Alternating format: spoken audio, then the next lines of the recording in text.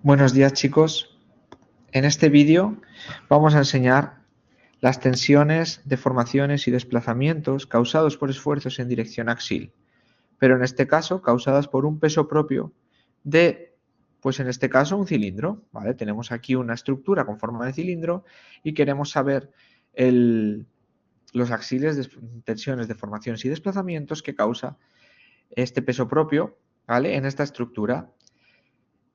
Ya vimos lo que generaba una fuerza puntual en dirección axial en cuanto a desplazamientos y deformaciones. En este caso vamos a ver un caso más complicado, puesto que el peso propio es un peso distribuido. Es decir, el peso propio se va a representar como una carga distribuida Q en dirección axial. Para saberlo, en los datos que nos tienen que dar son la gravedad, puesto que es un peso, la densidad, puesto que depende de cuánto pese el material y de qué esté hecho, el módulo de rigidez, por supuesto, la altura que tiene esta estructura y el radio que tiene también, ¿vale? Para poder saber cuánta masa estoy teniendo para el peso propio, ¿vale?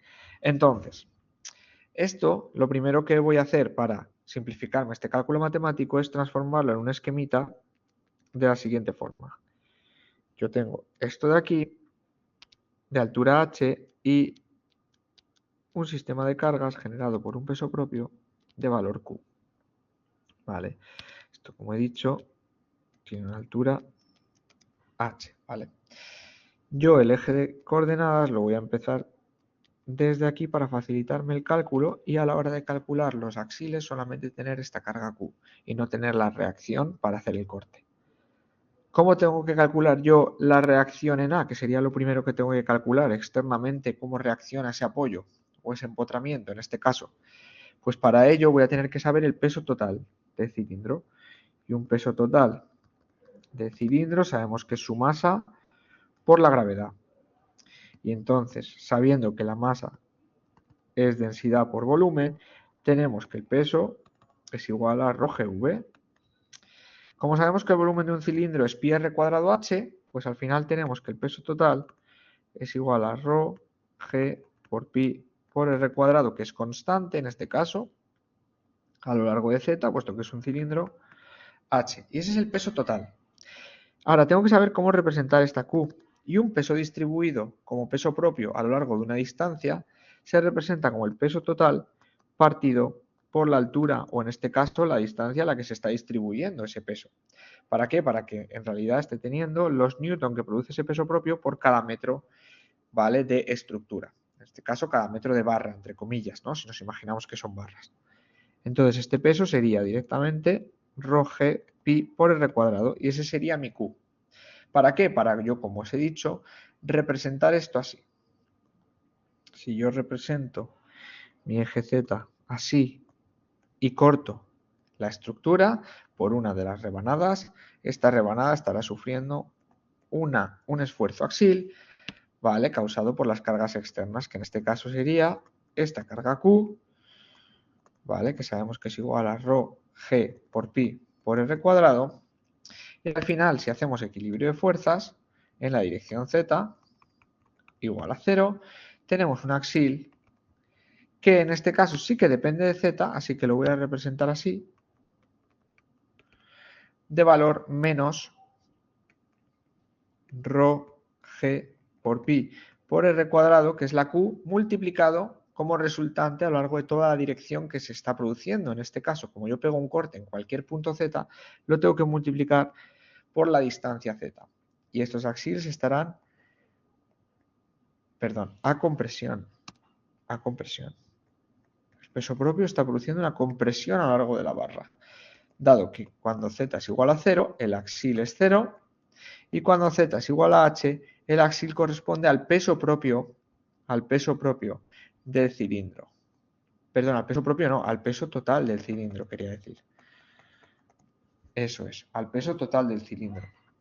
Entonces, ¿cómo se representaría este diagrama de axiales? Pues como vemos, depende de Z en grado 1, este diagrama de axiales aquí. Por lo tanto, se representaría con este diagrama, ¿vale?, en el cual este valor es ρg pi r cuadrado h. Bien, Y ahora que sé que los axiles dependen de z, las tensiones también dependerán de z. Las tensiones será el valor del axil, que depende de z, entre el área, que en este caso no depende de z porque es un área constante. Entonces, ¿cómo se representará esto? Esto se representa menos pi r cuadrado z dividido entre el área del cilindro, que es constante y además de valor pi por r cuadrado, con lo cual se me simplifica todo bastante al saber que las tensiones simplemente son menos rho gz.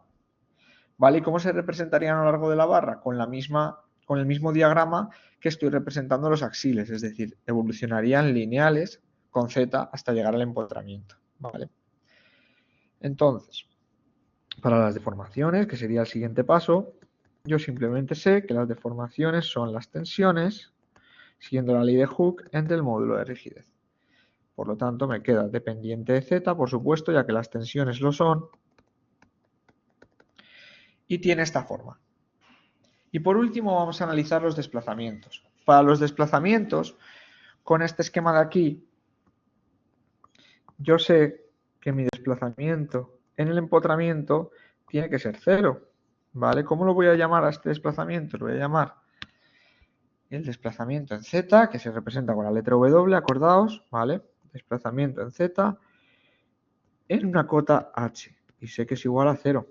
Por lo tanto, si yo representase el desplazamiento de cada una de las rebanadas, ¿vale? Cada una de las rebanadas mide un diferencial de z y se estará aplastando por peso propio y se convertirá en una rebanada así, aproximadamente, con una cota de un estado nuevo de z'. Entonces, ¿cuánto se habrá desplazado? Se habrá desplazado un diferencial de desplazamiento en dirección z, que será lo que mide ahora menos lo que medía antes. Y la deformación en z se puede expresar como lo que mide ahora menos lo que medía antes entre lo que medía antes. Por lo tanto, el diferencial de desplazamiento no es otra cosa que la deformación de cada uno de los diferenciales de z. Entonces, para yo obtener la ley de desplazamientos a lo largo de z, tengo que integrar cada uno de estos diferenciales de desplazamientos entre dos puntos que yo considere de interés. Por ejemplo, yo considero de interés el último punto en la cota h y el punto inicial, que será el punto de desplazamiento máximo. Es decir, la punta es mi cota de z igual a 0 y será el punto de desplazamiento máximo. ¿Por qué? Porque integra todos los mini desplazamientos que tienen estas rebanadas, ¿vale? Que es esta distancia de aquí, a lo largo de toda la barra. Y al final, todo junto será el acortamiento de la barra, ¿vale? Todo junto. Entonces, al final yo voy a integrar desde un W en Z igual a 0 hasta un W en Z igual a H de todas las deformaciones que sufren las rebanadas, dos mini rebanadas en diferencial de Z, desde Z igual a 0 hasta Z igual a H. Por lo tanto, ¿esto cómo me va a quedar? Me va a quedar que el desplazamiento en H menos el desplazamiento en 0 tiene que ser igual a la integral de la fórmula de la deformación, que era menos rho g z partido por la rigidez diferencial de z entre 0 y h.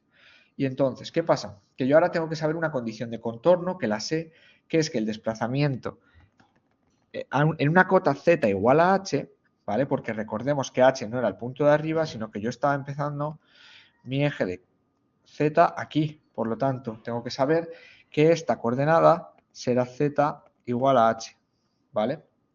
Entonces, la que me tacho es donde tengo la condición de contorno de que no se puede desplazar. La otra será el punto de desplazamiento máximo. Por lo tanto, al final tengo que menos el desplazamiento en 0 será igual a menos rho g z cuadrado dividido entre e para unas cotas entre 0 y h.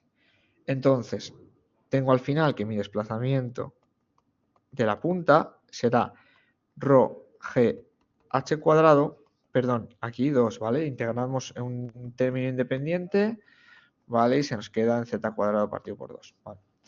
Entre 2e.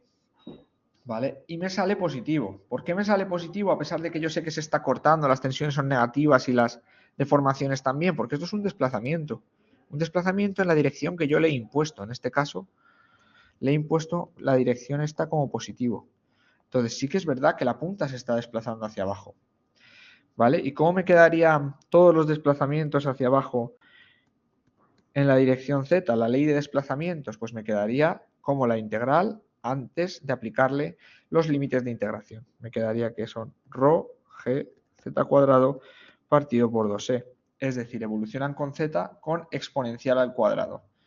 ¿Vale? Pero en este caso, esto no podríamos representarlo como un diagrama real porque en realidad sería así, ¿vale? Puesto que esto realmente lo que está teniendo son unos desplazamientos que dependen de z cuadrado, que eso es lo único que puedo saber de aquí, pero dependen así, ¿vale? Con el desplazamiento máximo aquí en la punta y el desplazamiento cero en el empotramiento. En realidad tendría esta ley, ¿vale? Lo importante que sabemos es que gracias a que sabemos las condiciones de contorno, podemos saber cuánto se ha cortado la barra sabiendo el desplazamiento de la punta, porque será exactamente lo mismo, ¿vale? Bueno, y con esto ya he terminado, ¿vale? Espero que os haya quedado claro cómo puede influir el peso propio o un axil en este caso que no es constante en las leyes de deformaciones, tensiones, desplazamientos, etcétera, ¿vale? Pues nos vemos en el siguiente vídeo, chicos.